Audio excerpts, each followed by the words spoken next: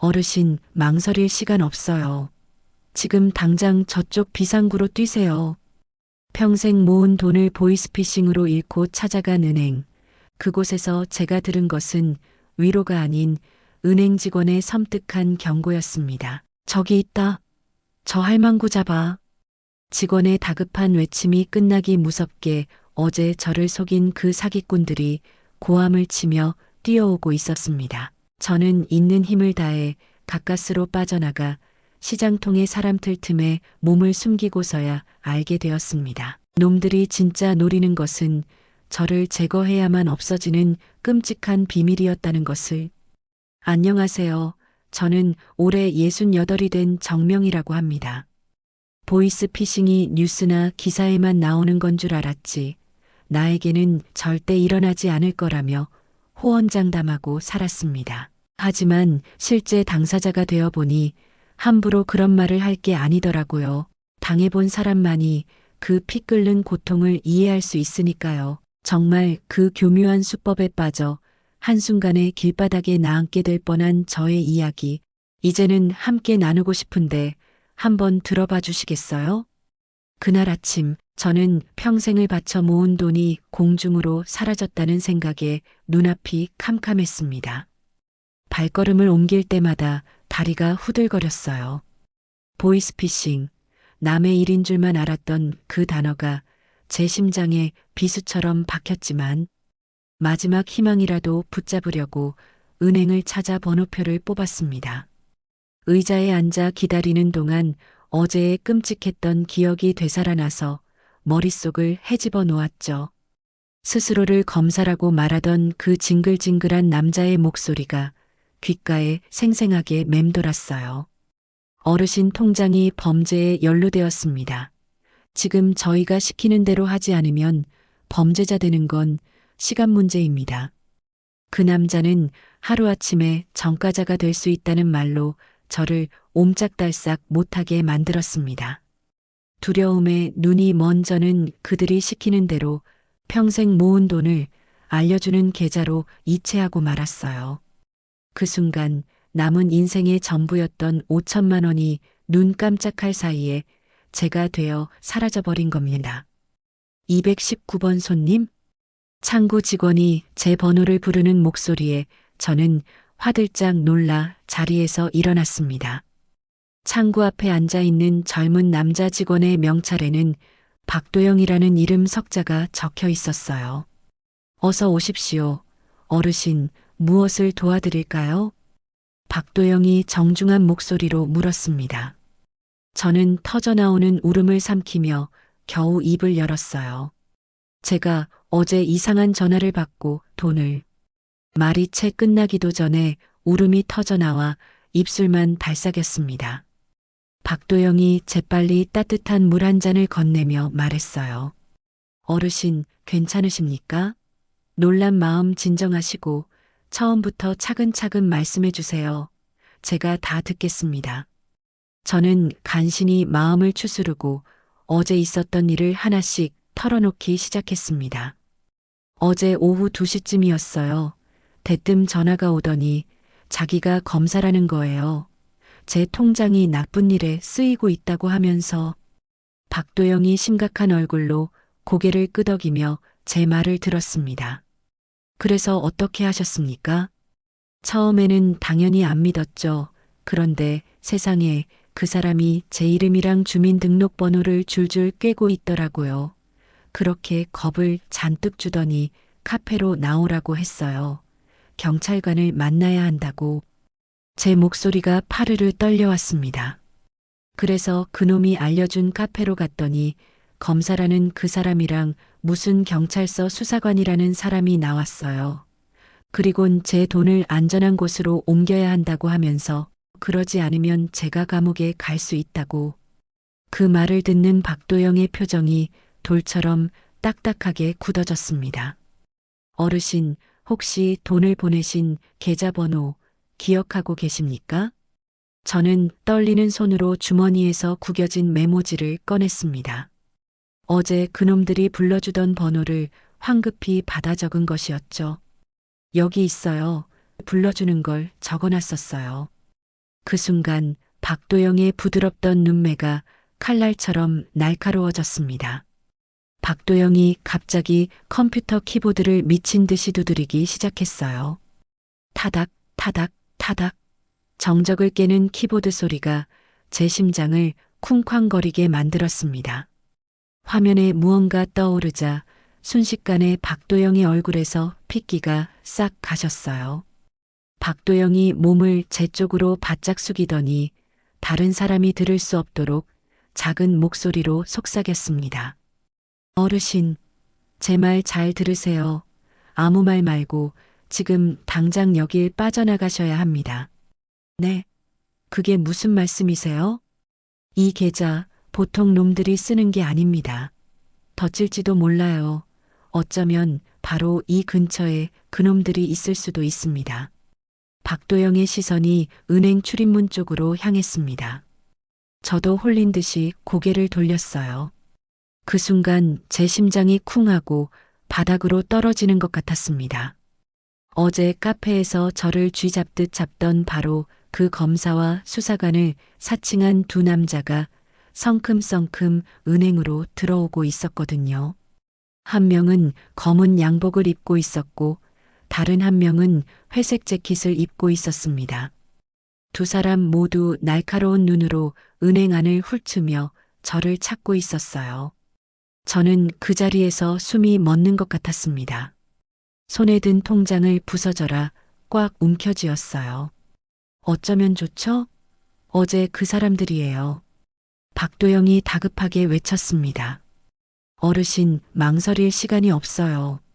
지금 당장 저쪽 비상구로 뛰세요. 어서요. 그때 검은 양복을 입은 남자가 저를 발견하고는 손가락으로 가리키며 뭐라고 소리쳤습니다. 회색 재킷 남자가 매서운 기세로 제게 달려오기 시작했어요. 저는 의자에서 튕겨나가듯 일어났습니다. 가방을 부여잡고 앞뒤 가릴 것 없이 사람들 사이로 몸을 던졌어요. 거기서 저 할망구 잡아. 등 뒤에서 저를 부르는 남자들의 고함 소리가 들려왔습니다. 저는 젖먹던 힘까지 다해서 은행 밖으로 뛰쳐나갔습니다. 은행을 빠져나오자마자 저는 길 건너편 전통시장으로 몸을 던졌습니다. 왁자지껄한 시장 안은 사람들로 발 디딜 틈이 없었어요. 저는 사람들 사이를 미꾸라지처럼 파고들며 필사적으로 도망쳤습니다. 아이고 할머니, 내 사과 물어내. 과일 가게 주인이 소리쳤습니다. 제가 정신없이 뛰어가다 그만 사과 상자를 걷어차 버린 것이었죠. 빨간 사과들이 바닥에 나뒹굴었지만 저는 미안하다는 말 한마디 건넬 겨를도 없이 달렸습니다. 생선 가게 앞을 지날 때는 비린내가 진동하는 생선 상자를 넘어뜨리고 말았어요. 온몸에 비린내가 배었지만 그런 걸 신경 쓸 상황이 아니었습니다. 심장이 입 밖으로 튀어나올 것처럼 미친 듯이 뛰었습니다. 한참을 정신없이 내달려 시장 끝에 있는 좁은 골목길에 다다랐습니다. 더는 한 발짝도 뗄 힘이 없어 벽에 등을 기대고 거친 숨을 몰아쉬었어요. 그런데 참 이상했어요.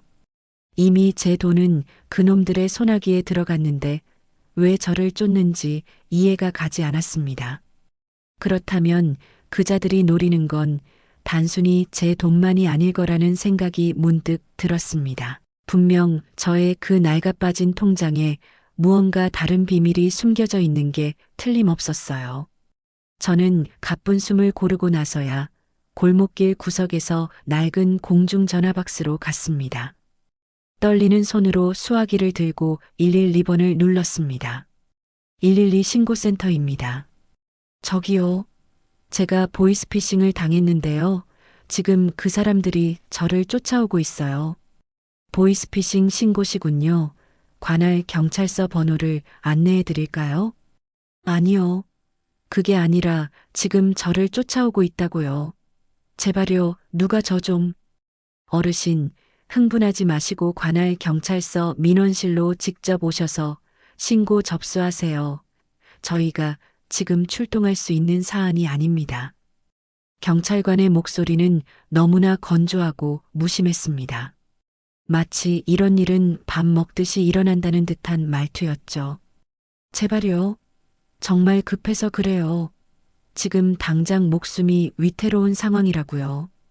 경찰서에 가시면 됩니다. 뚝 하고 전화는 끊어졌습니다. 경찰마저도 제 편이 아니라는 생각에 세상이 무너지는 것 같았죠. 대체 저는 이제 누구를 믿어야 할까요?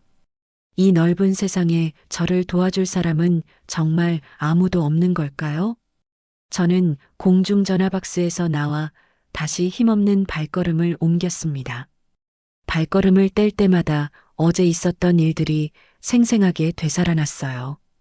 이건 단순한 사기 사건이 아니었습니다. 저는 분명 훨씬 더 크고 무서운 일에 휘말린 것 같았어요. 다음 날 아침, 저는 지푸라기라도 잡는 심정으로 경찰서를 찾아갔습니다. 어젯밤 뜬 눈으로 밤을 새우고 해가 뜨자마자 집을 나섰어요. 경찰서 안은 퀴퀴한 담배 냄새와 식어 빠진 커피 냄새가 역하게 뒤섞여 있었습니다. 민원실에서 번호표를 뽑고 기다리는데 제 이름은 좀처럼 불리지 않았습니다. 까무룩 졸다 깨기를 반복하며 기다려서야 겨우 제 차례가 되었죠.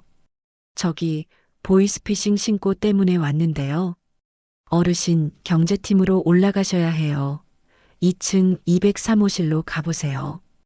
2층으로 올라가는 계단이 천길 낭떠러지처럼 느껴질 정도로 다리가 무거웠습니다. 203호실 문 앞에서 한참을 망설이다가 겨우 용기를 내어 문을 두드렸어요. 네, 들어오세요. 안에서 들려온 목소리는 매정아리만큼 차갑고 무뚝뚝했습니다. 문을 열고 들어가니 40대쯤으로 보이는 남자가 책상에 산더미처럼 쌓인 서류에 얼굴을 파묻고 있었어요. 그의 명찰에는 최경호라고 적혀 있었습니다. 최 형사는 제가 들어왔는데도 눈길 한 번 주지 않고 서류만 뒤적였습니다. 입이 찢어져라 하품을 쩍하며 물었어요. 무슨 일로 오셨습니까? 제가 보이스피싱을 당했습니다. 평생 피땀 흘려 모은 돈을 그놈들이 다 가져갔어요. 그제야 최 형사가 귀찮다는 얼굴로 고개를 들었습니다. 하지만 그 눈빛에는 일말의 동정심도 찾아볼 수 없었어요. 아, 또 보이스피싱이군요. 요즘 어르신들이 뭘 잘 모르셔서 그런가 당하는 일이 비일비재하죠. 최 형사가 의자를 뒤로 젖히고 기지개를 켜며 말했습니다. 마치 하루에도 수십 번씩 듣는 레퍼토리라는 듯한 태도였죠. 거기 앉으시죠. 진술부터 받겠습니다.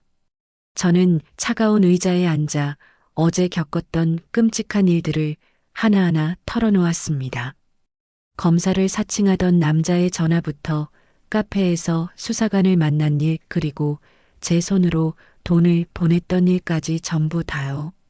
최 형사는 제 말을 듣는 둥 마는 둥 계속해서 하품을 해댔습니다. 가끔씩은 펜으로 종이에 의미 없는 동그라미만 그리고 있었어요. 어르신, 지금 하시는 말씀이 전부 정확하게 기억나는 거 맞으세요? 연세가 있으시면 기억이 좀 오락가락하실 수도 있는데 지금 제 말을 못 믿겠다는 겁니까? 제가 이 상황에 거짓말이라도 한다는 거예요? 아니, 그런 뜻이 아니라 그냥 확인 차원에서 여쭤보는 겁니다. 하도 엉터리로 진술하는 분들이 많아서요. 최 형사의 말투에는 저를 한심하게 여기는 기색이 역력했습니다. 그 사람들 목소리는 어땠다고 하셨죠? 중년 남자 목소리였어요. 아주 교양 있고 점잖게 말하더라고요. 혹시 말투에 사투리 같은 건 섞여 있지 않았습니까? 아니요. 그냥 서울 말이었던 것 같은데. 같은데라고요? 그건 확실하지 않다는 말씀이잖아요. 최 형사가 들고 있던 펜을 책상 위로 탁 소리가 나게 던지며 말했습니다. 어르신, 그렇게 애매하게 진술하시면 저희가 수사를 할 수가 없어요. 용의자 특정이라는 게 얼마나 어려운 일인지 아세요? 가슴에 돌덩이가 내려앉은 것처럼 답답해졌습니다. 마치 제가 일부러 수사를 방해하는 사람처럼 몰아붙이니까요. 형사님, 저는 정말 억울해요. 제가 겪은 일을 그대로 말씀드리는 건데 왜 믿지 못하겠다는 말투로 말씀하세요? 네, 알겠습니다. 일단 사건 접수는 해드릴 테니까 진정하세요. 최 형사가 서류 한 장을 꺼내 제 앞으로 툭 밀며 말했습니다. 그런데 솔직히 큰 기대는 하지 마세요.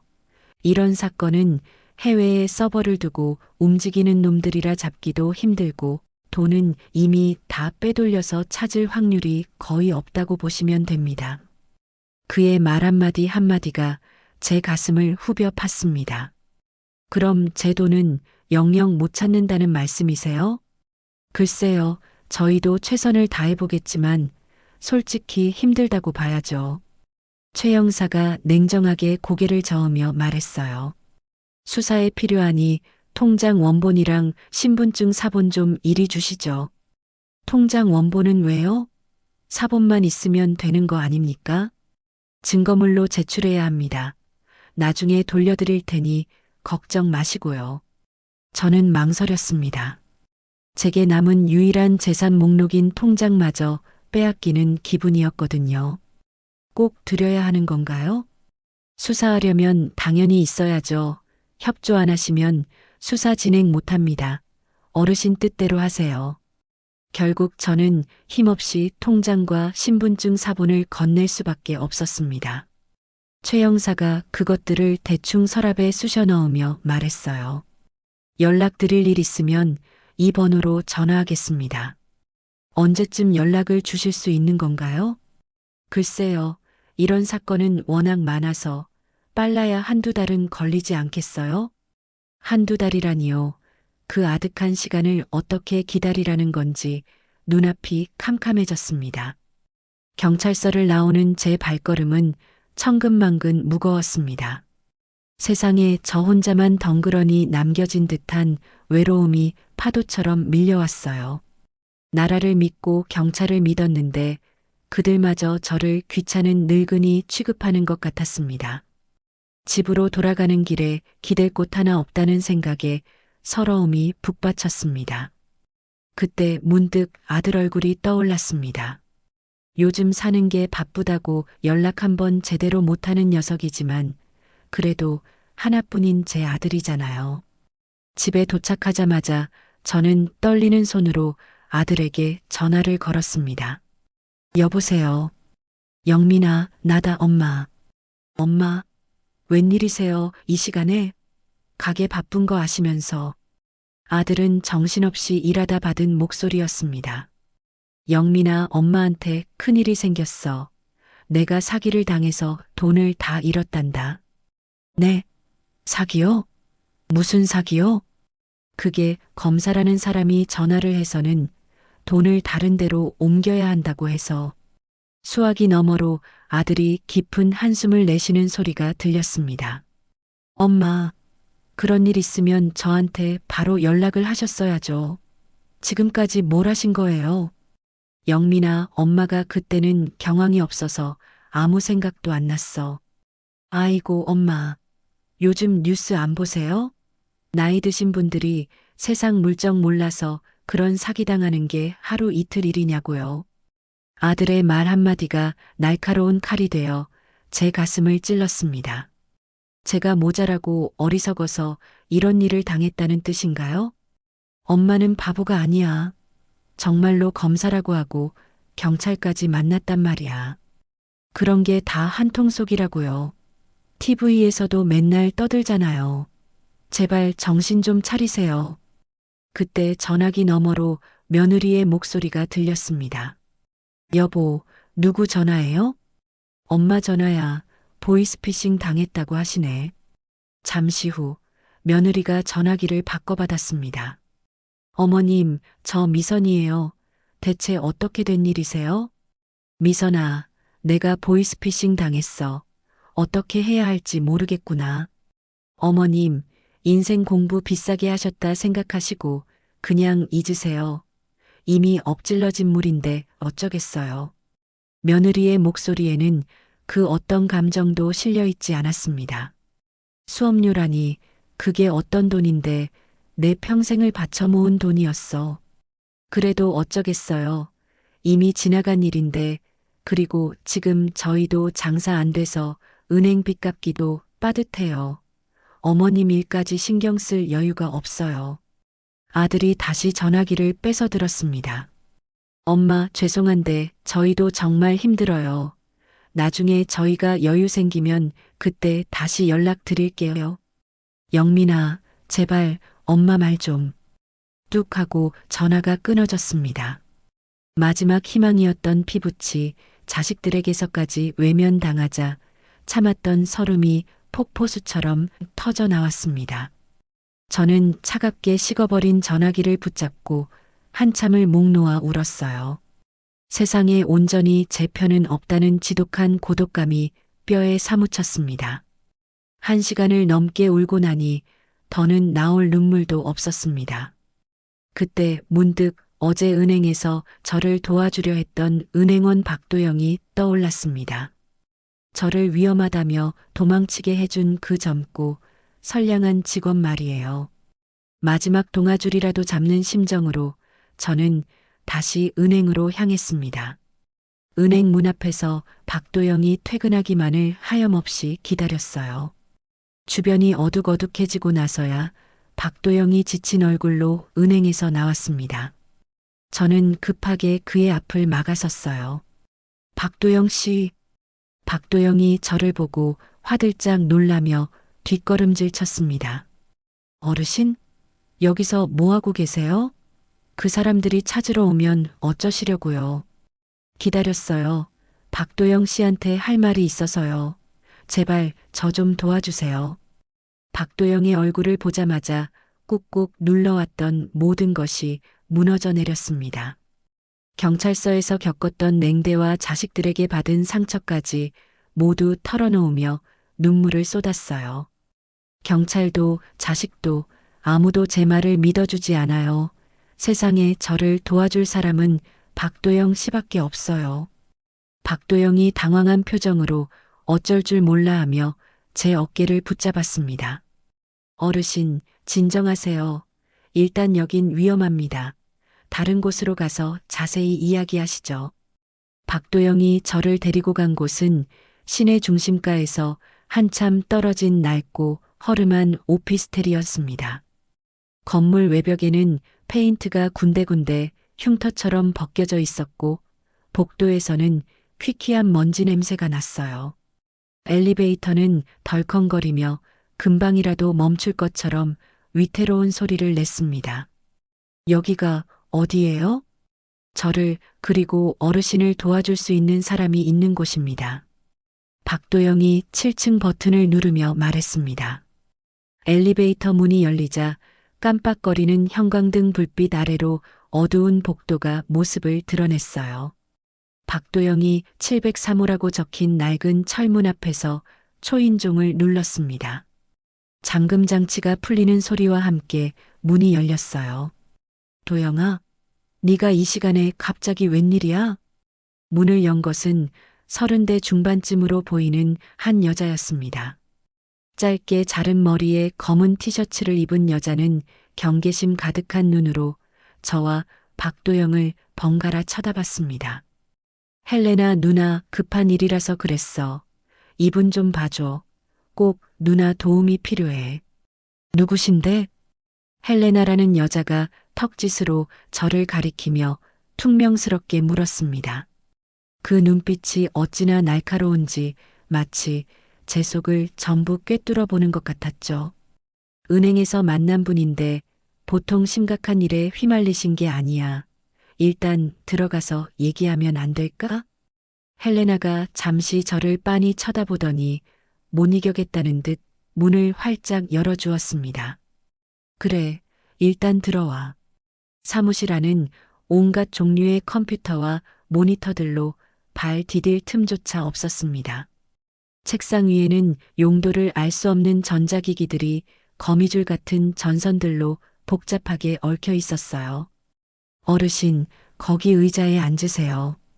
헬레나가 의자에 쌓인 먼지를 툭툭 털어 밀어주며 말했습니다. 헬레나 누나는 국내 최고의 보안 기술 전문가예요. 제 대학교 선배이기도 하고요. 예전에 저희 은행 보안 시스템을 구축할 때도 총책임자로 참여하셨던 분입니다.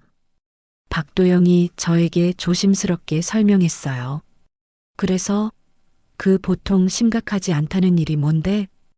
헬레나가 의자에 앉아 다리를 꼬며 물었습니다. 박도영은 제가 겪었던 일들을 하나도 빠짐없이 설명하기 시작했어요. 검사를 사칭한 보이스피싱 전화부터 어제 은행에서 그놈들과 마주쳤던 아찔한 순간까지 전부 말입니다. 흥미롭네. 헬레나가 턱을 괴고 제 이야기를 전부 듣더니 짧게 말했습니다. 그 계좌번호 다시 한번 불러주시겠어요? 네, 하나은행 110-123-456-789였어요. 헬레나가 키보드 위로 손가락을 올렸습니다. 그때부터는 정말 눈을 뗄 수가 없을 정도로 화면 위로 알아볼 수도 없는 숫자와 글자들이 폭포수처럼 쏟아져 내렸습니다. 도영아, 이건 예상했던 것보다 훨씬 더 심각한 문제인 것 같은데? 왜? 단순한 보이스피싱이 아니야? 아니, 이건 그냥 사기가 아니야. 그놈들이 어르신 돈을 노린 게 아니라 다른 목적이 있는 것 같아. 헬레나의 손가락이 마치 피아노를 연주하듯 키보드 위에서 춤을 추었습니다. 어르신 돈이 지금 어디로 흘러갔는지 한번 추적해보죠. 화면에 거미줄처럼 복잡한 그래프가 나타났습니다. 수십, 수백 개의 선이 어지럽게 얽혀 있었어요. 보세요.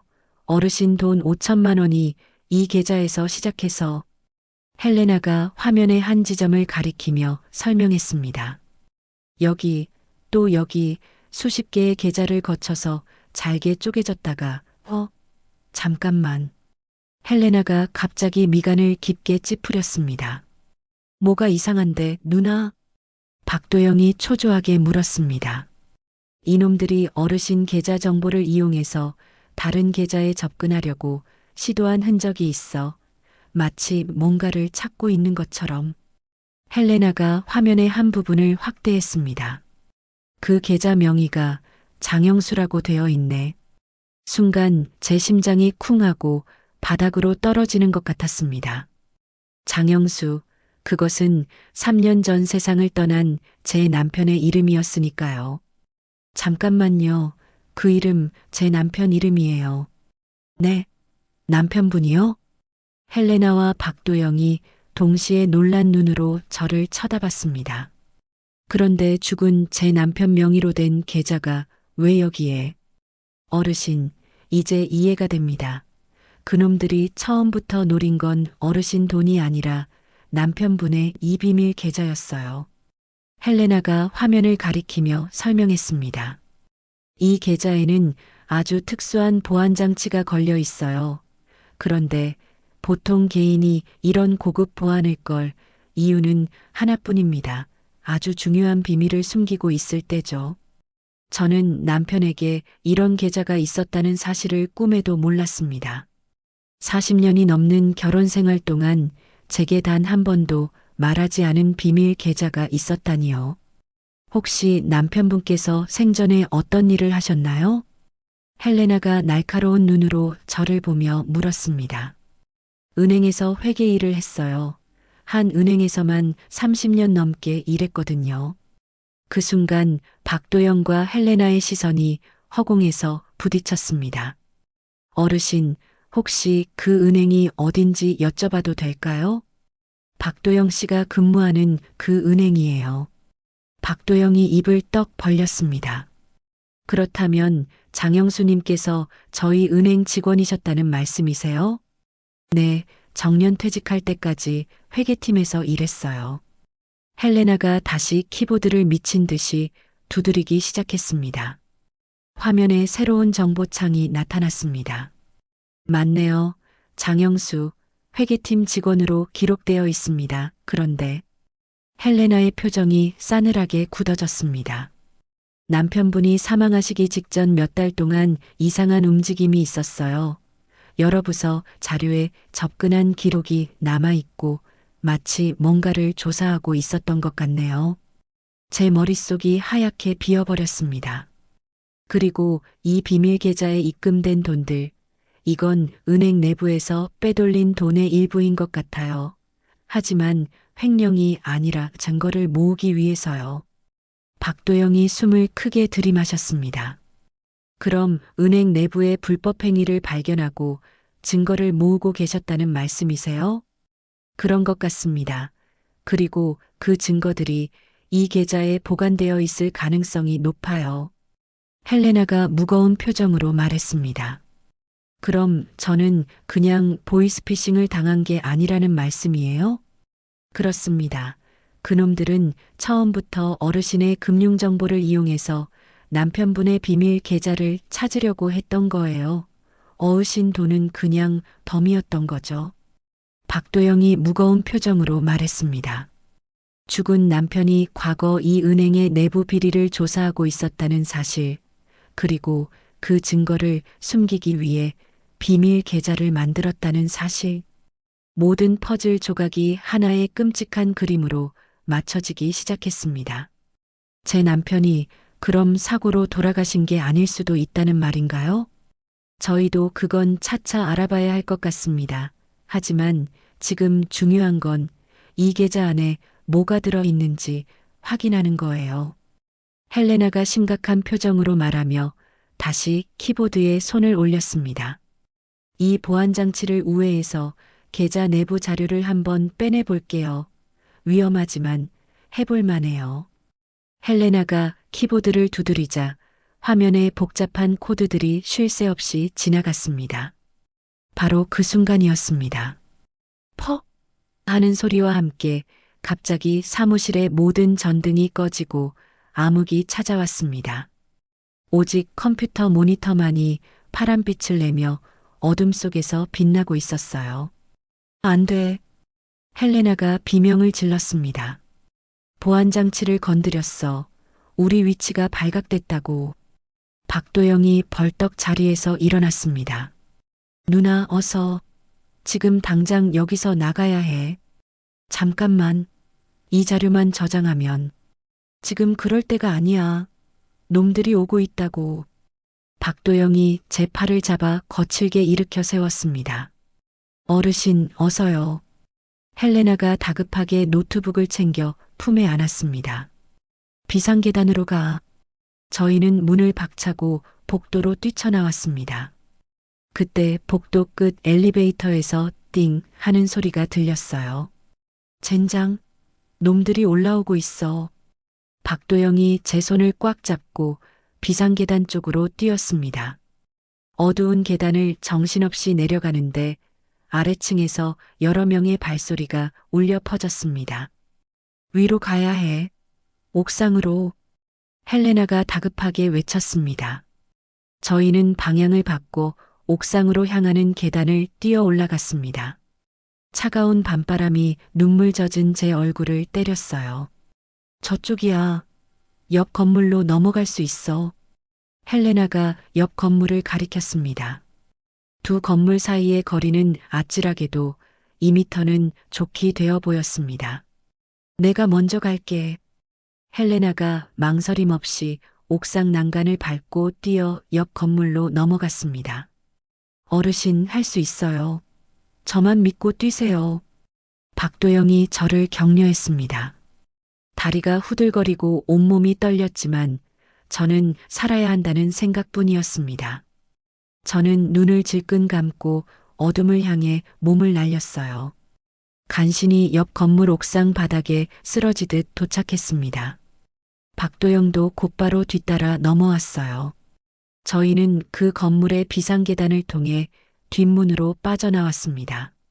어둡고 차가운 밤거리에 서니 온몸이 사시나무처럼 떨렸어요. 이제 우린 어떻게 하죠? 제가 떨리는 목소리로 물었습니다. 일단 여기서 멀리 떨어진 안전한 곳으로 가야 합니다.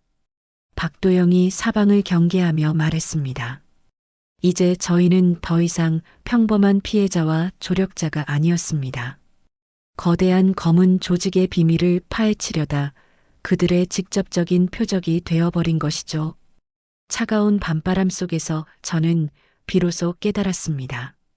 제가 평생 사랑했던 남편이 마지막 순간 정의를 위해 목숨을 걸고 싸우고 있었다는 것을요. 그리고 이 모든 비극이 남편이 목숨 걸고 지키려 했던 진실과 깊이 연관되어 있다는 무서운 사실을 말입니다. 박도영이 저를 데리고 간 곳은 도시의 불빛이 닿지 않는 외곽의 작은 성당이었습니다. 세상의 모든 소음이 멈춘 듯 고요했고 어둠 속에서 성당 지붕의 십자가만이 등대처럼 은은하게 빛나고 있었어요. 박도영이 굳게 닫힌 성당의 뒷문을 조심스럽게 두드렸습니다. 누구십니까? 안에서 나이든 남자의 온화한 목소리가 들려왔습니다. 김 신부님, 저 도영이에요. 박도영. 문이 열리고 희끗희끗한 머리카락에 인자한 얼굴을 한 60대쯤의 신부님이 나타났습니다. 아니, 도영아, 이 깊은 밤에 어쩐 일이니? 김 신부님은 저희 세 사람을 보더니 놀란 표정을 감추지 못했습니다. 어르신은 또 누구시고 두 사람 다 행색이 말이 아니구나. 대체 무슨 일이 있었던 거니? 신부님, 죄송해요. 너무 급한 일이 생겨서요. 저희 잠시만이라도 좀 머물 곳이 필요해서 찾아왔어요. 박도영이 간절한 목소리로 말했습니다. 김 신부님은 저희의 남루한 옷차림과 겁에 질린 얼굴을 보고 더 이상 묻지 않으셨죠.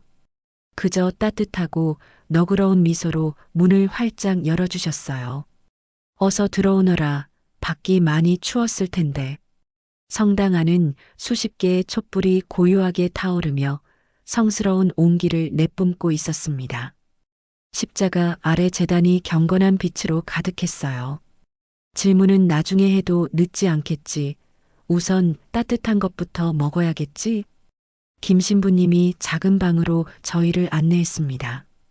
그리고는 잠시 후 김이 모락모락 나는 따뜻한 수프를 손수 가져다 주셨습니다. 천천히들 들거라. 그리고 필요한 것이 있으면 언제든 부르도록 하고. 김 신부님의 목소리에는 사람의 마음을 편안하게 하는 힘이 있었습니다. 정말 감사합니다, 신부님. 저는 며칠 만에 처음으로 사람의 온기가 담긴 음식을 먹었습니다. 따뜻한 수프가 목구멍을 타고 내려가자 얼음장 같았던 온몸이 조금씩 녹아내리는 것 같았어요. 신부님, 저희 여기서 며칠만 신세져도 괜찮을까요? 박도영이 조심스럽게 물었습니다. 물론이지. 도움이 필요한 사람을 외면하는 것은 주님의 뜻이 아니지. 김 신부님이 자애로운 눈빛으로 고개를 끄덕였습니다. 도영아, 네가 어릴 적 여기서 지냈던 것처럼 편히 지내고 어르신도 내 집이다 생각하고 계시면 되겠습니다. 박도영과 김 신부님 사이에 어떤 깊은 인연이 있는 것 같았죠. 하지만 지금은 그런 것을 여쭤볼 상황이 아니었습니다. 김 신부님이 저에게 작은 방 하나를 내어주었어요. 낡은 침대와 책상, 그리고 벽에 걸린 작은 십자가가 전부인 소박한 방이었습니다. 편히 쉬십시오. 이곳은 주님의 집이니 그 어떤 악한 것도 감히 들어오지 못할 겁니다. 김 신부님의 그 한마디에 굳게 닫혀있던 마음의 빗장이 조금은 풀리는 것 같았습니다. 그날 밤 저는 며칠 만에 처음으로 두 다리를 뻗고 누울 수 있었습니다. 성당의 고요함 속에서 잠시나마 숨을 돌릴 수 있었어요. 하지만 잠은 쉽사리 오지 않았습니다. 눈을 감으면 남편의 얼굴이 떠올라 머릿속이 복잡하게 얽혀 들어갔습니다. 40년을 넘게 부부라는 이름으로 함께 살았던 남편이 제게 그런 끔찍한 비밀을 숨기고 있었다니요. 제가 아는 남편과 제가 몰랐던 남편 사이에서 밤새 뒤척일 수밖에 없었습니다. 다음 날 아침 은은한 성당의 종소리에 눈을 떴습니다. 저는 조용히 성당 안으로 들어가 맨 뒷자리에 앉았습니다. 김 신부님이 경건한 모습으로 아침 기도를 올리고 계셨어요. 기도하는 김 신부님의 뒷모습을 보니 소용돌이치던 마음이 조금은 차분해졌습니다. 그리고 이대로 겁에 질려 도망만 다닐 수는 없다는 생각이 들었어요. 남편이 왜 그런 억울한 죽음을 맞아야 했는지 그 진실을 제 손으로 반드시 밝혀내야 한다고 굳게 결심했습니다. 기도가 끝나고 김 신부님께서 제게 다가왔습니다. 어르신, 밤새 평안하셨는지요? 네, 신부님 덕분에 오랜만에 잠시 눈을 붙였습니다. 무슨 사연인지 다 말하지 않으셔도 괜찮습니다. 다만 제가 도울 일이 있다면 언제든 말씀하십시오. 김 신부님의 따뜻한 마음에 또다시 눈시울이 뜨거워졌습니다. 그때 박도영이 제 옆으로 다가와 앉았습니다. 어르신, 이제 저희 어떻게 해야 할까요? 저는 포기할 수 없어요. 이대로 도망치면 평생을 후회하며 살게 될 겁니다. 제 남편의 진실을 밝혀내야 해요. 그때 문득 남편이 생전에 자식만큼 소중히 다루던 낡은 서류 상자가 떠올랐습니다. 이사할 때도 그것만큼은 꼭 자기 손으로 챙기던 집창고 깊숙한 곳에 보관해둔 그 상자 말이에요. 박도영 씨, 아무래도 저희 집에 한번 다녀와야 할 것 같아요. 꼭 가져와야 할 물건이 있어요. 안 됩니다, 어르신. 너무 위험해요. 그놈들이 분명 집 주변을 지키고 있을 겁니다. 그럼 어떡하죠? 정말 믿을 수 있는 분에게 부탁을 해보는 건 어떨까요? 한참을 고민하다가 오랜 옆집 이웃인 박순례 언니가 생각났습니다. 친자매보다 더 가깝게 지낸 사이였죠. 저는 조심스럽게 박순례 언니에게 전화를 걸었습니다. 여보세요? 순례 언니, 나 명희야. 어머, 명희야. 지금 어디야? 며칠째 집이 비어 있어서 얼마나 걱정했는지 알아? 언니, 미안해. 급한 사정이 생겨서 잠시 집을 비웠어. 대체 무슨 일인데 그래? 혹시 안 좋은 일이라도 생긴 거야? 자세한 건 만나서 다 설명할게. 그런데 언니, 나 좀 도와줘. 정말 급한 부탁이 하나 있어.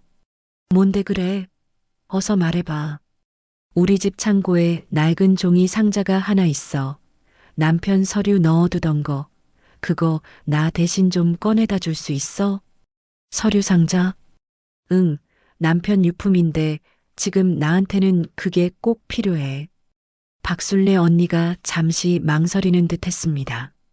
명희야, 너 정말 무슨 큰일 생긴 거 아니지? 목소리가 왜 그렇게 떨려? 언니, 제발 이번 한 번만 나 좀 도와줘. 나중에 이 은혜는 꼭 갚을게. 알았어. 진정해. 어디로 가져다 주면 되는데? 저는 성당 주소를 알려주며 김 신부님께 전해달라고 부탁했습니다. 알겠어. 내일 오전에 바로 가져다 줄게. 아무튼 몸 조심하고.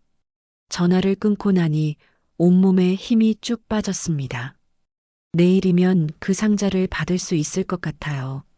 그 상자 안에 대체 뭐가 들어 있습니까? 저도 잘은 몰라요. 남편이 살아있을 때 자기 목숨처럼 아끼던 물건이라서. 다음 날 오후 김 신부님이 저를 부르셨습니다. 어르신, 박순례라는 분이 상자를 맡기고 가셨습니다. 먼지가 뽀얗게 쌓인 상자는 생각보다 묵직했습니다. 저는 박순례 언니의 걱정 어린 얼굴이 떠올라 가슴이 아팠어요. 저는 박도영과 함께 조심스럽게 상자를 열었습니다. 상자 안에는 낡은 가계부와 누렇게 변색된 서류 뭉치들이 가득했습니다. 오래된 통장들과 영수증들이 날짜별로 꼼꼼하게 정리되어 있었죠.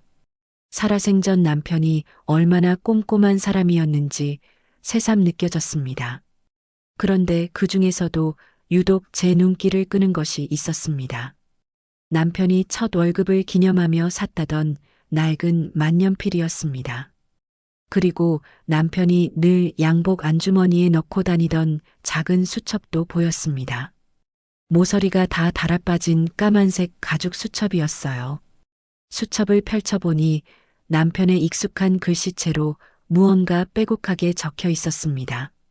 하지만 대부분이 알 수 없는 숫자와 기호들의 나열이라 도무지 그 뜻을 알 수가 없었죠. 아이고, 이 암호 같은 숫자들은 대체 뭔지 저는 봐도 모르겠네요. 헬레나 누나에게 이걸 보여줘야겠어요. 며칠 후 저희는 이전보다 훨씬 더 깊숙한 곳에 숨어서 헬레나를 다시 만났습니다. 이게 돌아가신 남편분께서 쓰시던 물건들이라고요? 헬레나가 만년필과 수첩을 받아들고 꼼꼼히 살폈습니다.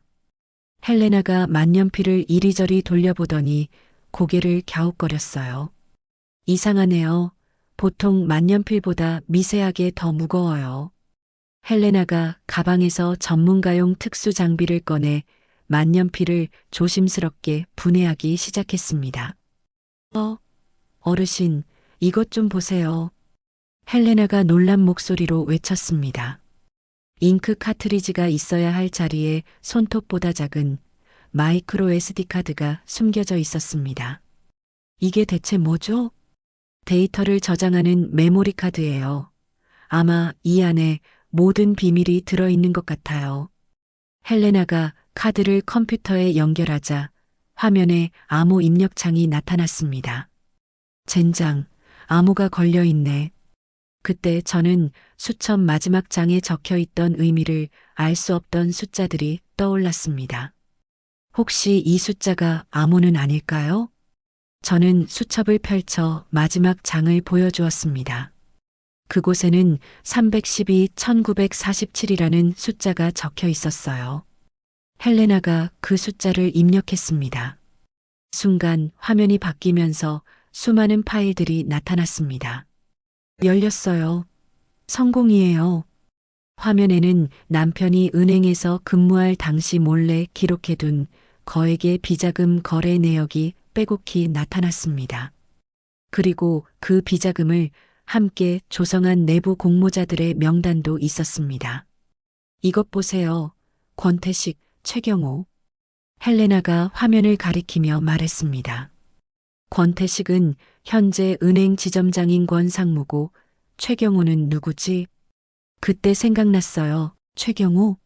제가 경찰서 찾아갔을 때 저를 취조했던 형사 이름이에요. 온몸의 피가 차갑게 식는 것 같았습니다. 빌어먹을 경찰까지 한통속이었다니. 헬레나가 분을 참지 못하고 책상을 손으로 퍽 소리나게 내리쳤습니다. 남편분께서 이 모든 증거를 목숨 걸고 기록해 두셨네요.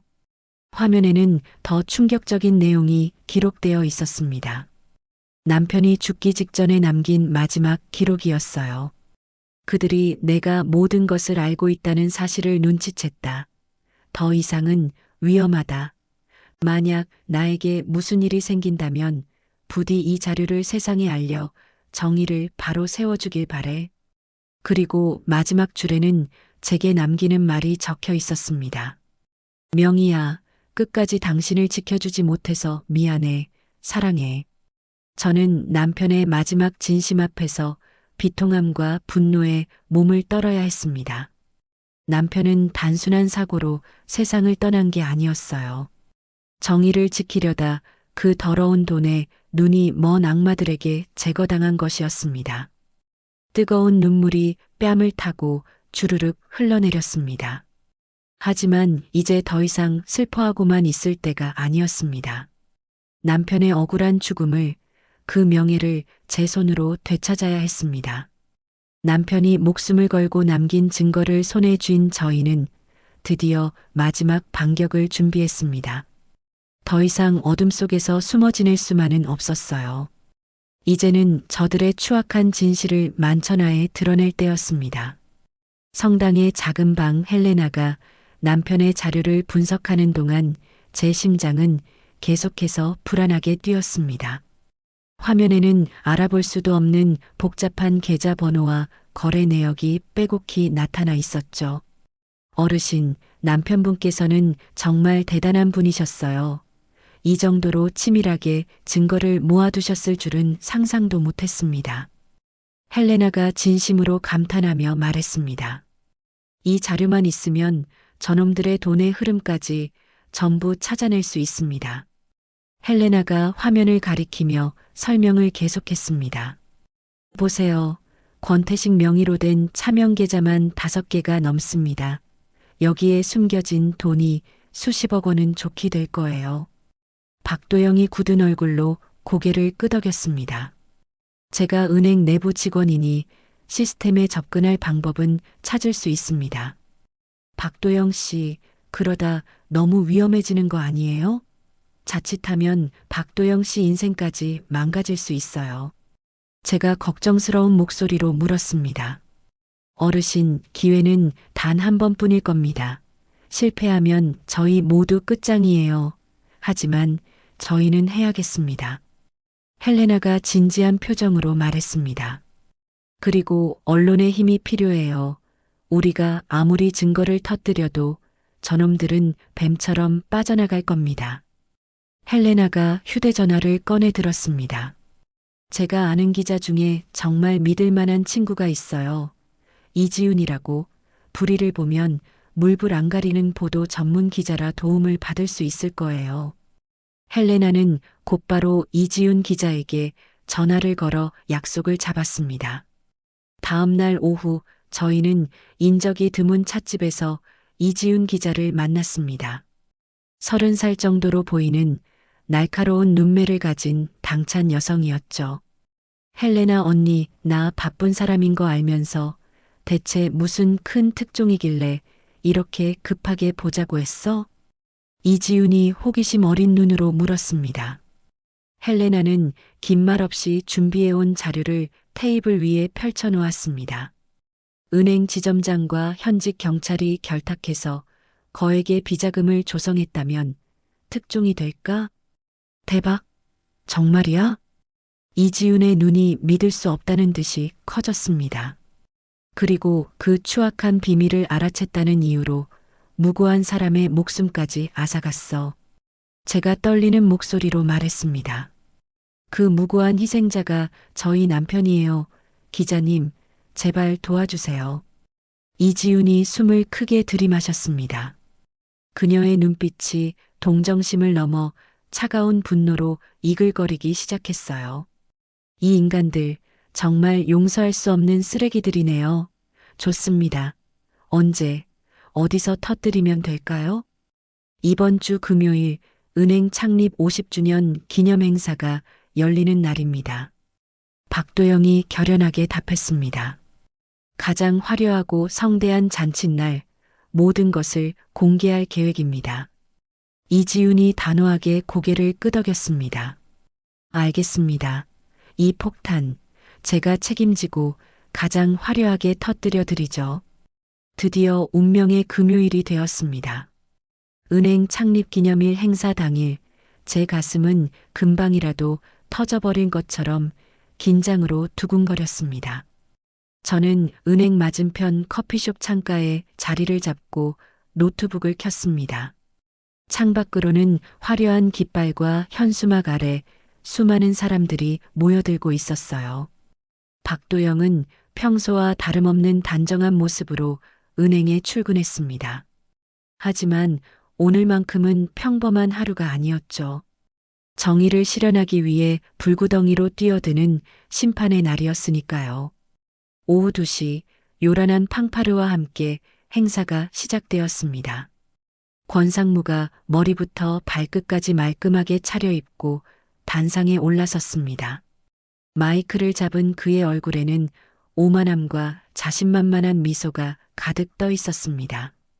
존경하는 고객 여러분, 그리고 사랑하는 직원 여러분. 권상무의 목소리가 확성기를 통해 광장 전체에 울려 퍼졌습니다. 우리 은행이 드디어 창립 50주년이라는 역사적인 날을 맞게 되었습니다. 우레와 같은 박수 소리가 쏟아졌습니다. 지난 50년간 우리가 이룩한 이 놀라운 성과는 투명하고 건전한 경영이 있었기에 가능했습니다. 권상무가 뻔뻔하게 연설을 계속했습니다. 하지만 그 역겨운 거짓 미소가 산산조각 날 때까지는 그리 오랜 시간이 남지 않았다는 걸 저는 알고 있었습니다. 그때 제 휴대전화가 짧게 진동했습니다. 헬레나에게서 온 메시지였어요. 지금 시작합니다. 저는 마른 침을 삼키며 헬레나가 노트북에 켜놓은 화면에 접속해서 지시에 따라 버튼을 클릭했습니다. 화면에 알아볼 수 없는 복잡한 프로그램이 실행되기 시작했어요. 같은 시각 은행 안에서 박도영이 움직였습니다. 박도영은 자신의 창구 단말기에 앉아 심호흡 한 번 뒤 약속된 특별 코드를 입력했습니다. 외부에서 은행 내부 시스템에 접근할 수 있도록 단 30초간 비밀의 문을 열어주는 것이었죠. 헬레나는 그 찰나의 순간을 놓치지 않았습니다. 뚫었어. 지금부터 권상무의 모든 권한을 빼앗는다. 이어폰을 통해 헬레나의 흥분된 목소리가 들려왔습니다. 모든 비밀 계좌 정보, 지금부터 은행 내부 시스템에 업로드 시작. 권상무가 여전히 단상에서 떠들고 있을 때였습니다. 우리 은행은 앞으로도 정직과 신뢰를 바탕으로. 바로 그 순간 은행 로비 중앙에 설치된 대형 스크린의 화면이 지지직거리며 바뀌었습니다. 광장에 모여있던 사람들이 웅성거리기 시작했어요. 화면에는 권상무 명의로 된 비밀 계좌 목록이 하나씩 나타나고 있었습니다. 그리고 각 계좌에 숨겨져 있던 천문학적인 금액들이 실시간으로 온 세상에 공개되었습니다. 저게 뭐야? 권 지점장 이름 아니야? 저 돈은 다 뭔데? 사람들이 경악하며 수군거리자 권상무가 뒤를 돌아 스크린을 보고는 그 자리에서 돌처럼 굳어버렸습니다. 그의 얼굴에서 순식간에 핏기가 사라졌어요. 이게 뭐야? 누가 이따위 짓을? 권상무가 당황해서 소리쳤습니다. 그때 행사장으로 이지훈 기자가 카메라를 든 채 달려들어왔습니다. 권태식 지점장, 지금 화면에 나오고 있는 수십억 원의 비자금에 대해 해명해 주시죠. 이지훈이 권상무의 얼굴에 마이크를 들이댔습니다.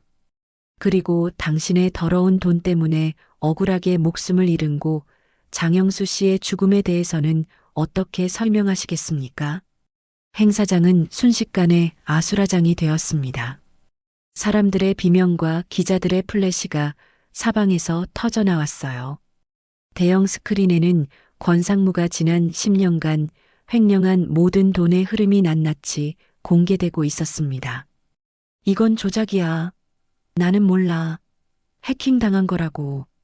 권상무가 미친 사람처럼 절규했지만 소용없었습니다. 화면에는 그의 전자서명까지 정확하게 찍혀 있었으니까요.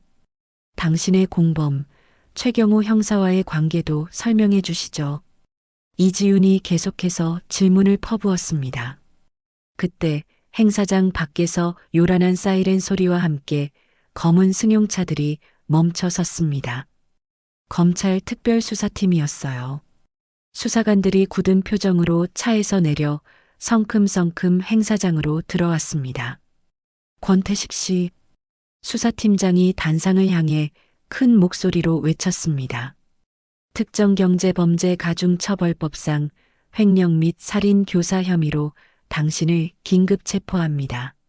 권상무의 손목에 차갑고 묵직한 수갑이 채워졌습니다. 나는 억울해. 이건 함정이라고. 권상무가 끝까지 발버둥 쳤지만 아무도 그의 말을 들어주지 않았습니다. 멀리서 또 다른 수사팀이 최 형사의 팔을 꺾어 끌고 오는 모습이 보였습니다. 최 형사는 수갑을 찬 채 고개를 푹 숙이고 있었습니다. 커피숍 창가에서 이 모든 광경을 지켜보던 저는 마침내 뜨거운 눈물을 흘렸습니다. 길고 외로웠던 싸움이 드디어 끝이 난 것이었습니다. TV에서도 일제히 속보를 내보내기 시작했습니다. 대형 금융사기 사건의 주모자들이 범죄 현장에서 체포되었습니다. 앵커의 진지한 목소리가 커피숍 안에 울려 퍼졌습니다. 그때 박도영이 숨을 헐떡이며 커피숍으로 뛰어들어왔습니다. 그의 얼굴에는 안도와 기쁨의 눈물이 뒤섞여 있었어요. 어르신, 해냈어요. 저희가 정말 해냈습니다. 이제 정말 다 끝난 거겠죠? 네. 모든 증거가 확보됐어요. 이제 저 악마들은 절대로 빠져나갈 수 없습니다. 헬레나도 어느새 제 곁으로 다가와 미소 지었습니다. 검찰이 은행을 압수수색하고 있어요. 어르신 남편분의 자료가 결정적인 증거가 됐다고 합니다. 저는 마침내 제 손으로 남편의 명예를 회복했습니다. 저를 지옥의 나락으로 떨어뜨렸던 악인들에게 정의의 심판을 내린 것이었습니다. 저는 하늘을 바라보며 남편에게 조용히 말했습니다. 여보, 이제 마음 편히 쉬세요. 당신이 목숨 걸고 지키려 했던 그 진실 제가 세상에 알렸어요. 따뜻한 햇살이 제 뺨을 부드럽게 어루만졌습니다. 길고 어두웠던 터널을 지나 드디어 제 인생에도 밝은 빛이 찾아온 기분이었습니다. 모든 것이 제자리를 찾았다고, 남편의 억울한 죽음이 마침내 한을 풀었다고 생각했던 바로 그날 저녁이었습니다. 저는 성당의 고요함 속에서 김 신부님과 함께 저녁 기도를 올리고 있었어요. 제 평생 처음으로 마음이 이토록 가벼웠던 적이 있었나 싶을 정도였죠. 그때 성당의 정적을 깨고 제 휴대전화가 날카롭게 울부짖었습니다. 화면에 떠오른 이름은 며느리 미선이었습니다. 여보세요? 어머님. 수화기 너머로 들려온 며느리의 목소리는 정상이 아니었습니다. 그것은 거의 비명에 가까운 울음소리였어요. 미선아, 왜 그래? 무슨 일이야? 애들 아빠가 경찰에 잡혀갔어요. 뭐라고? 순간 저는 손에서 휴대전화를 놓칠 뻔했습니다. 저는 온 힘을 다해 전화기를 간신히 꽉 움켜쥐었어요. 방금 전에 경찰들이 들이닥쳐서 어머님 아들을 끌고 갔다고요. 권상무랑 공범이라고. 며느리는 거의 이성을 잃은 채 울부짖었습니다. 공범이라니? 그게 도대체 무슨 소리야? 권상무한테 돈 빌린 거 그걸로 엮었어요. 그놈이랑 한패라고, 비자금 조성에 가담했다고. 제 머릿속이 새하얗게 변해버렸습니다. 말도 안 돼. 우리 영민이가 왜 그런 놈한테 돈을 빌려. 권상무가 평소에 중소사업자들한테 개인적으로 돈을 빌려줬대요. 가계자금이 급해서 은행 대출 심사 기다릴 수 없잖아요. 그때 권상무가 먼저 도와주겠다고 했어요. 저는 그제야 상황을 이해했어요. 권상무가 의도적으로 중소사업자들에게 개인 돈을 빌려주면서 인맥을 쌓고 있었던 거였어요. 나중에 이런 빚을 빌미로 협박하려는 치밀한 계획이었던 거죠. 지금 그걸 빌미로 남편을 공범으로 몰고 있다고요. 이건 다 어머님 때문이에요. 며느리가 악을 쓰듯 소리쳤습니다. 어머님이 그깟 복수한다고 일을 이렇게 만들어서 영민 씨랑 우리 인생 다 망치게 생겼다고요. 제 가슴이 날카로운 유리 조각에 찢기는 것 같았습니다. 미선아, 그게 무슨 말이니? 나는 정말. 남편은 정말 아무것도 모르고 단순히 급한 돈 빌렸을 뿐인데 어머님이 권상무를 고발하니까 그 사람이 남편을 협박한 거예요. 영민 씨가 뭘 그렇게 잘못했다고 이런 꼴을 당해야 하는데요. 며느리의 원망 섞인 말들이 비수처럼 전화기를 뚫고 제 심장에 박혔습니다. 미선아, 일단 진정하고 변호사를 빨리 구해서. 진정하라고요? 지금 상황에서 어떻게 진정을 해요? 며느리는 통곡했습니다. 다 어머님 탓이에요. 어머님이 가만히만 있었으면 우리 가족은 행복하게 잘 살 수 있었는데. 뚝 하고 전화가 끊어졌습니다. 저는 전화기를 손에 든 채 그 자리에 망부석처럼 서 있었습니다. 김 신부님이 걱정스러운 얼굴로 제게 다가왔어요. 어르신, 안색이 안 좋으십니다. 무슨 일이십니까? 신부님, 제 아들 영민이가. 차마 다음 말을 이을 수가 없었습니다. 다음 날 아침, 더 충격적인 일이 벌어졌습니다. 어젯밤의 승리를 자축하던 TV 뉴스에서 이제는 제 이야기가 나오기 시작한 겁니다. 어제 현장에서 긴급 체포된 권태식 지점장 사건에 새로운 국면이 포착되었습니다. 앵커가 심각한 표정으로 말했습니다. 최초 신고자의 아들 장모 씨가 권 지점장과 오랜 기간 금전 거래를 해온 공모 관계였다는 정황이 드러났습니다. 제 심장이 쿵하고 바닥 없는 나락으로 떨어졌습니다. 이에 따라 최초 신고자였던 정 씨의 증언 전체에 대한 신빙성에 의문이 제기되고 있습니다. 화면에는 제 아들 영민이가 수갑을 찬 채 경찰서로 끌려가는 모습이 나오고 있었어요. 권 지점장과 어떤 관계였습니까? 비자금 조성에 가담한 혐의를 인정하십니까? 저는 정말 아무것도 모릅니다. 억울합니다. 그냥 가게가 어려워서 돈만 빌렸을 뿐이에요. 카메라 앞에서 절규하는 아들의 목소리가 들려왔습니다. 그 다음 이어진 뉴스는 제 숨통을 완전히 끊어놓았습니다. 한편 권태식 지점장 측 변호인은 이번 사건이 신고자에 의해 철저히 조작된 것이라고 주장하고 나섰습니다. 권상무의 변호사가 기자들 앞에서 자신만만하게 말했습니다. 저희 의뢰인이신 권태식님은 억울한 피해자입니다. 신고자가 자신의 아들이 저지른 범죄를 덮기 위해 저희 의뢰인에게 거짓 누명을 씌운 것입니다. 저는 제 귀를 의심했습니다.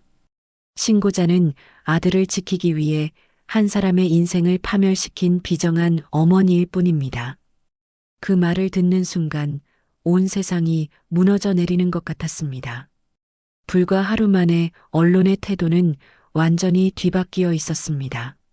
저는 정의로운 내부 고발자에서 아들의 죄를 덮으려던 파렴치한 범죄자의 가족으로 전락해버렸어요.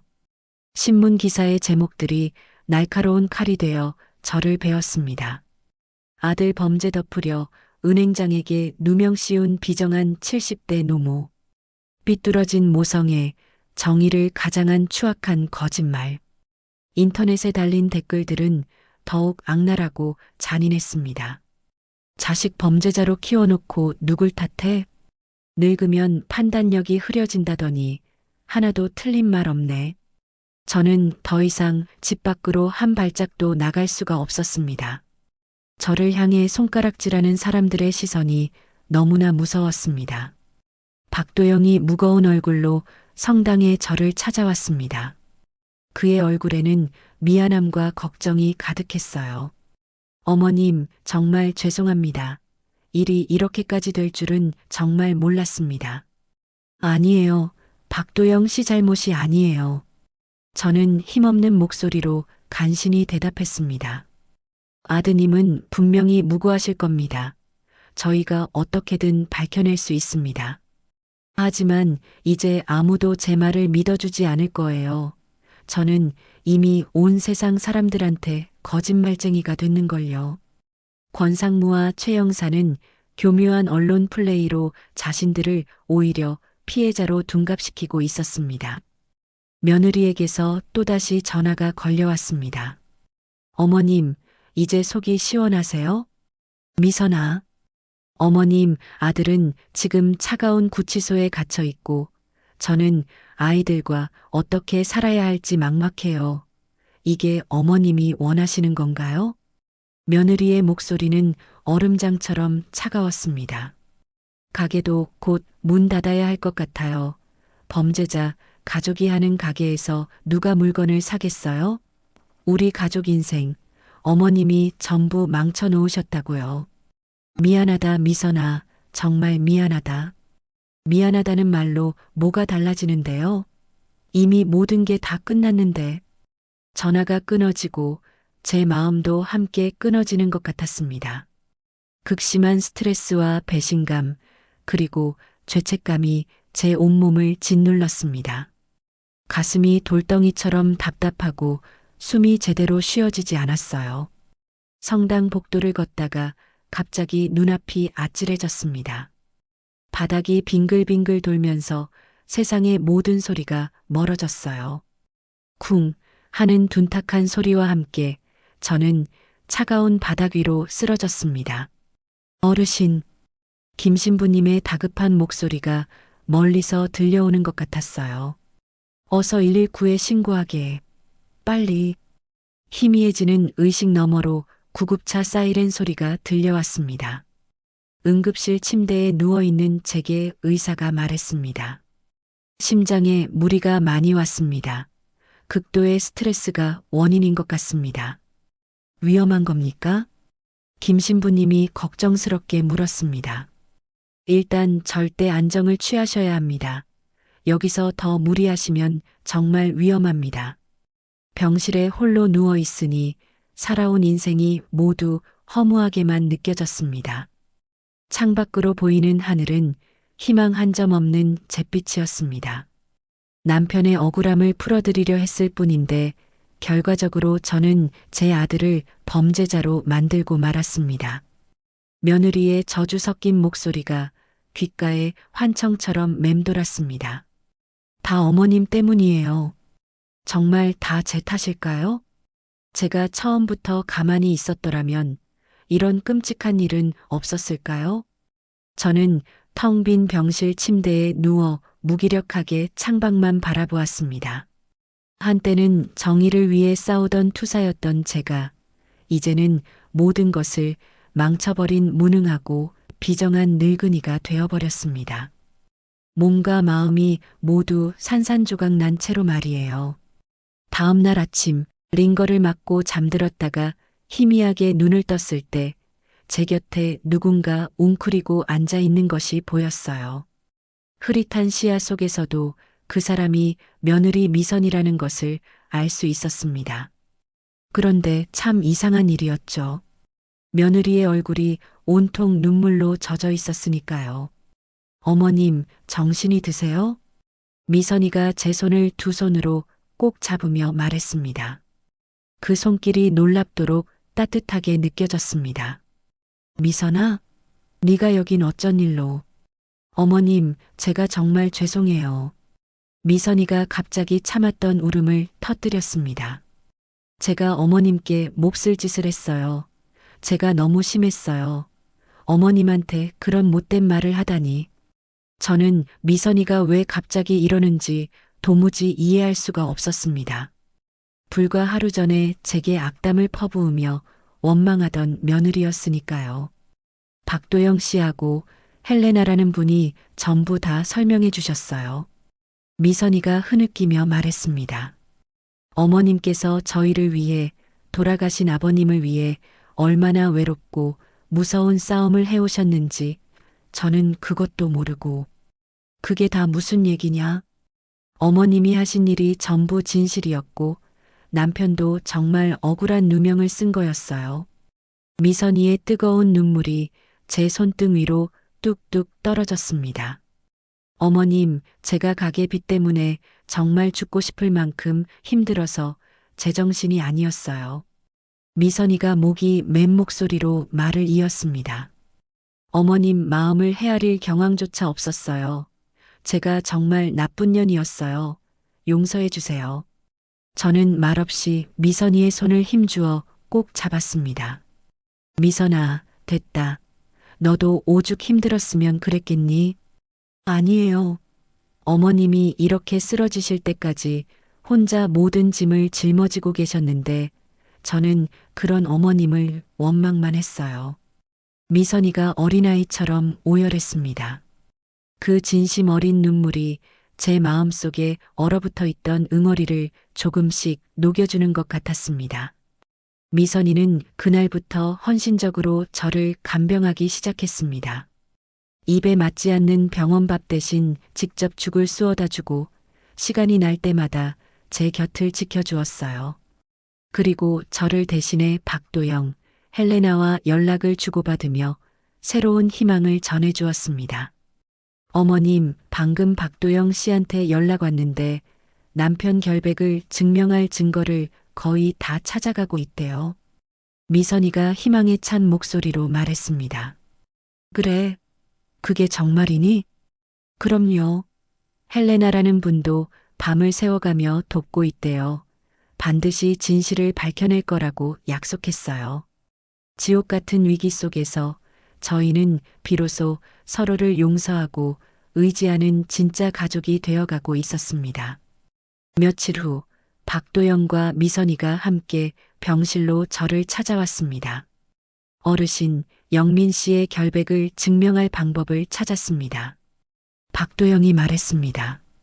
과거 거래 기록을 전부 분석해 보니 영민 씨는 권상무에게 사업 자금을 빌린 것 외에는 그 어떤 연관성도 없다는 게 확인됐습니다.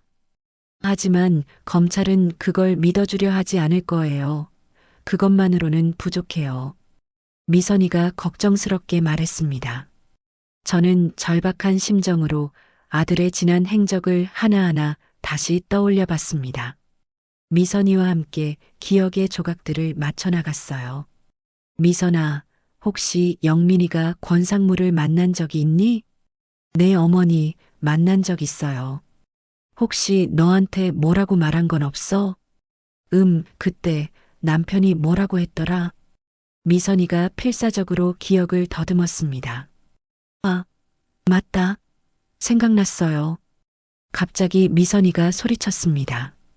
어머님 일로 그 인간이 먼저 만나자고 했어. 라고 얘기했고요. 보통 사람이 아니고 완전 괴물이라면서 몸서리를 쳤어요.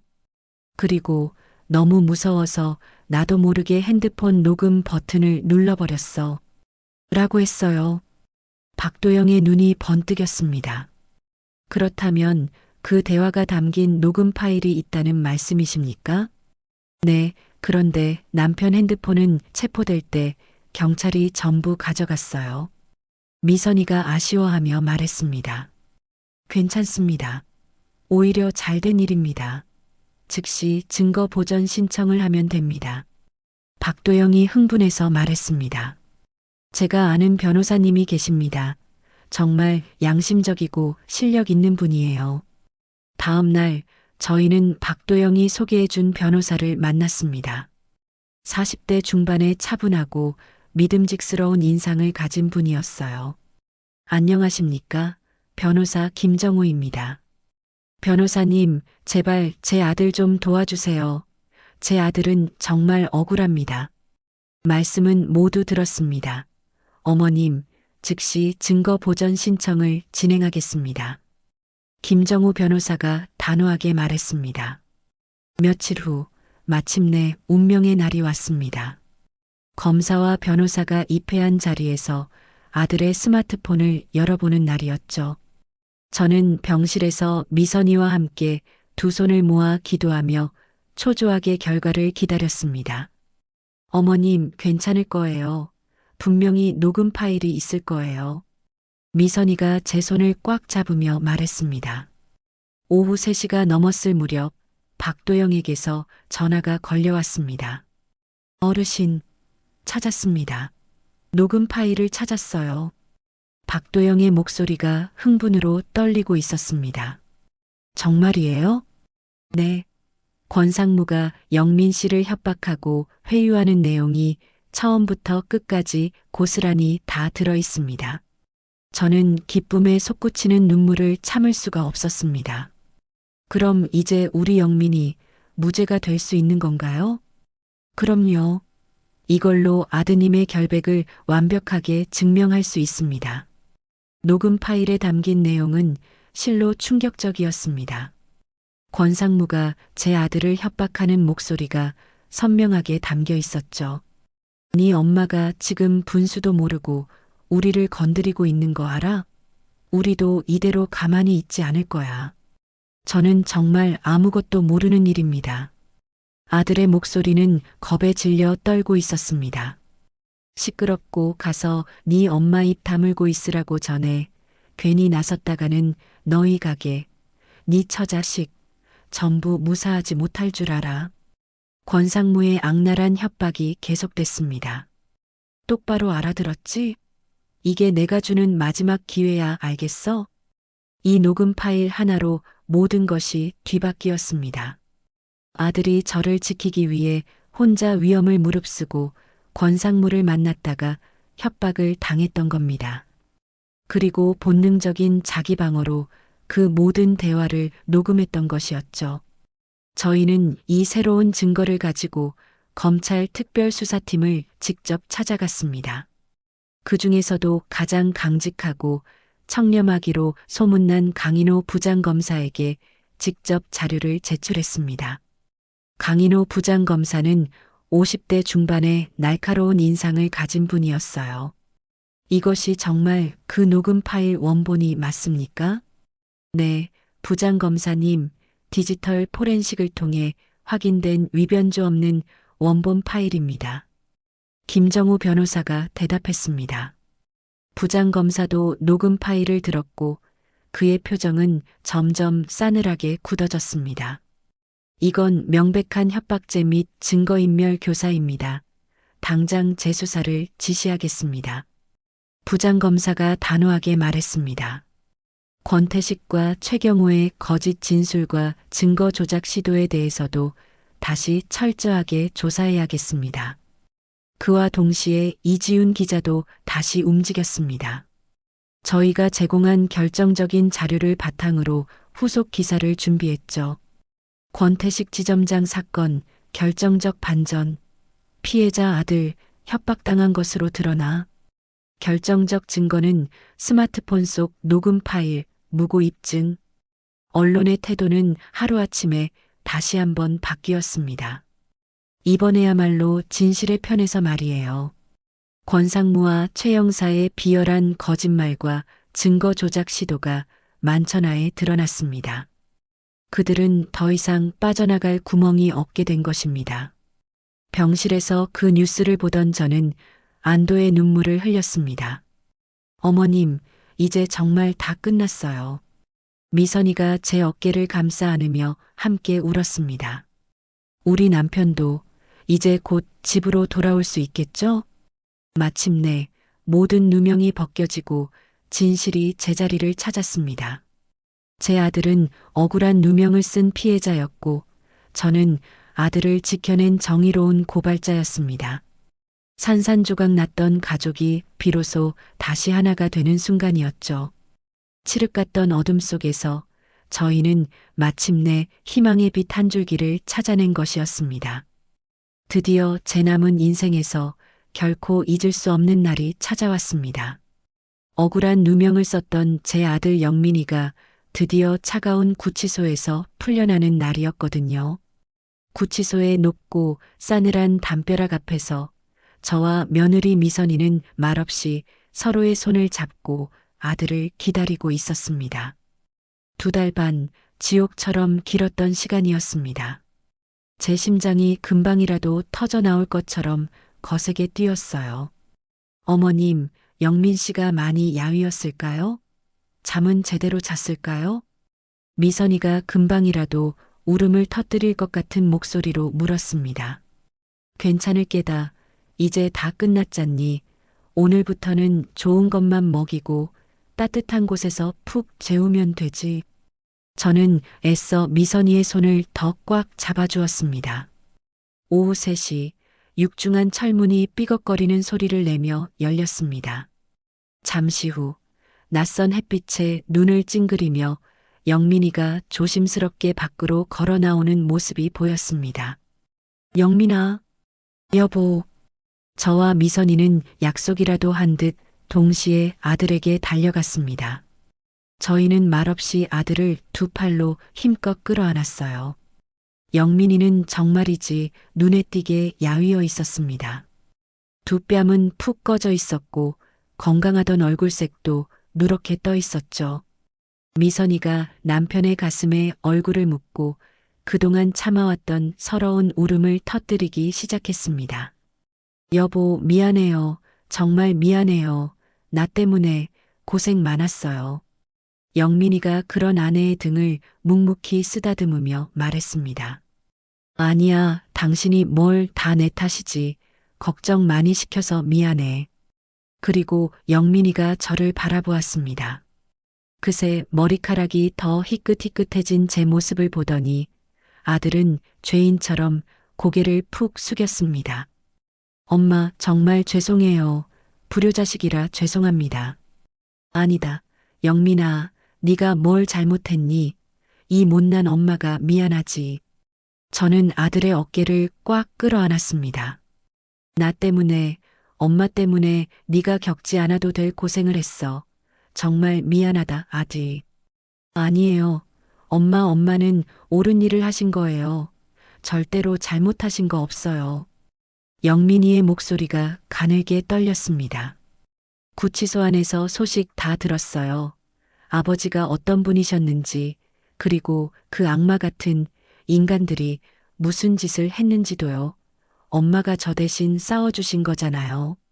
저희 세 사람은 아무 말 없이 서로의 등을 토닥이며 한참을 그렇게 부둥켜 안고 서 있었습니다. 지나가는 사람들이 저희를 이상한 눈으로 쳐다봤지만 이제 그런 것은 아무렇지도 않았습니다. 지독한 고난과 오해의 시간을 이겨내고 저희 가족은 이전보다 훨씬 더 단단해져 있었으니까요. 서로가 얼마나 소중하고 귀한 존재인지를 뼈저리게 깨달았습니다. 며칠 후 마침내 모든 재판이 끝났습니다. 권상무와 최 형사를 포함한 조직의 모든 관련자들은 법의 엄중한 심판을 받았습니다.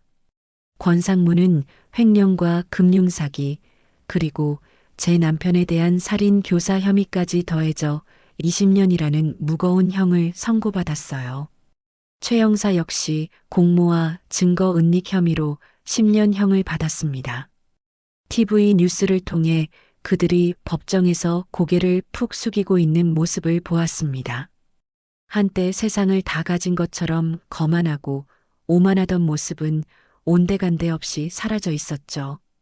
저희 가족은 마침내 길고 어두웠던 터널을 지나 따스한 햇살이 내리쬐는 세상 아래 함께 바로 설 수 있게 되었습니다. 그리고 1년이라는 시간이 흘렀습니다. 저는 되찾은 돈으로 아들의 빚을 갚아주고 사회에 일부 환원하기로 했습니다. 과거의 저처럼 보이스피싱과 금융사기로 고통받는 피해자들을 돕는 작은 지원센터를 열었죠. 센터의 이름은 희망의 손길이라고 지었습니다. 시내 한복판의 작은 사무실이었지만 제게는 세상 그 어떤 곳보다 소중하고 특별한 공간이었습니다. 박도영은 원래 있던 곳으로 돌아가 은행원으로서의 역할을 감당했고 헬레나는 대한민국 최고의 보안 전문가로 더욱 유명해졌습니다. 두 사람은 바쁜 와중에도 주말마다 센터에 나와 제 일을 도와주었어요. 어르신, 오늘도 상담을 받으러 오신 분이 세 분이나 기다리고 계십니다. 박도영이 밝은 목소리로 말했습니다. 그래요? 다행이네요. 우리가 조금이라도 그분들께 도움이 되면 참 좋겠어요. 저는 센터를 찾아오는 피해자들을 만날 때마다 과거의 제 모습을 보는 것 같았습니다. 씻을 수 없는 상처와 절망에 빠져 어디서부터 어떻게 다시 시작해야 할지 모르는 분들이었으니까요.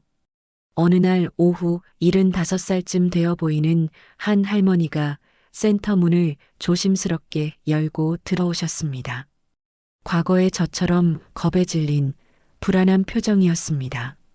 여기가 그 희망의 손길이라는 곳이 맞나요? 네, 할머니 맞습니다. 어서 들어오세요. 저는 그분에게 다가가 따뜻한 차 한 잔을 건넸습니다. 무슨 일이 있으셨군요.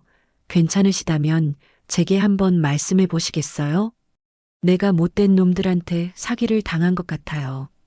할머니의 손이 사시나무처럼 부들부들 떨리고 있었습니다. 저는 말없이 그분의 손을 두 손으로 꽉 잡아주었습니다. 과거 은행 창구에서 박도영이 제게 해주었던 것처럼요. 괜찮습니다, 할머니. 아무 걱정 마시고 천천히 말씀해 보세요. 이제부터는 저희가 할머니 곁에서 도와드릴게요. 할머니께서 조금씩 마음을 열고 당신의 억울한 사연을 털어놓기 시작했습니다. 제가 겪었던 것과 너무나도 비슷한 악랄한 보이스피싱 사기였죠. 할머니, 절대로 절망하시면 안 돼요. 사실은 저도 똑같은 일을 당했었거든요. 아이고, 아주머니도요? 네, 그리고 저는 제 돈을 전부 되찾았어요. 그러니 할머니도 분명히 다시 찾으실 수 있을 거예요. 두려움으로 가득했던 할머니의 눈에 희미한 희망의 빛이 스며들기 시작했습니다. 그날 저녁 집에 돌아와 남편의 사진 앞에 조용히 앉았습니다. 사진 속 남편이 오늘따라 더욱 환하게 저를 보며 웃고 있었어요. 여보, 나 이제 정말 괜찮아요. 당신이 목숨을 걸고 지키려 했던 그 정에 이제는 제가 이어받아서 당신처럼 힘없고 억울한 사람들을 돕고 있어요. 제 길고 어두웠던 터널은 이제 끝이 났습니다. 저는 이제 다른 사람들의 어두운 터널 끝에 작은 빛을 비춰주는 사람이 되어 제2의 새로운 삶을 살아가고 있었습니다. 창밖으로 따뜻한 저녁 햇살이 들어왔습니다. 내일도 오늘처럼 누군가에게 희망을 전해줄 새로운 하루가 시작될 것이었습니다. 세상에는 여전히 악한 사람들이 많지만 그만큼 자신의 자리에서 묵묵히 선을 행하는 사람들이 더 많다는 것을 저는 깨달았습니다. 그리고 결코 포기하지 않는다면 더디고 힘들더라도 정의는 반드시 승리한다는 사실을요. 저는 오늘도 센터의 문을 열고 누군가를 기다립니다. 과거의 저처럼 따뜻한 희망의 손길이 필요한 사람들을 말입니다. 저는 예순의 후반부 인생에서 가장 큰 시련을 겪었지만 동시에 가장 큰 깨달음도 얻었습니다. 평생 모은 돈을 잃고 가족들에게마저 외면당했을 때는 정말 절망적이었어요. 하지만 포기하지 않고 끝까지 진실을 추구했기에 남편의 억울함을 풀 수 있었고 악한 사람들을 처벌할 수 있었습니다. 무엇보다 소중한 건 가족의 사랑을 되찾은 거예요. 위기 속에서 서로를 원망했지만 결국 더 단단한 유대감으로 뭉칠 수 있었습니다. 그리고 지금은 저와 같은 피해를 당한 분들을 도우며 보람된 하루하루를 보내고 있어요.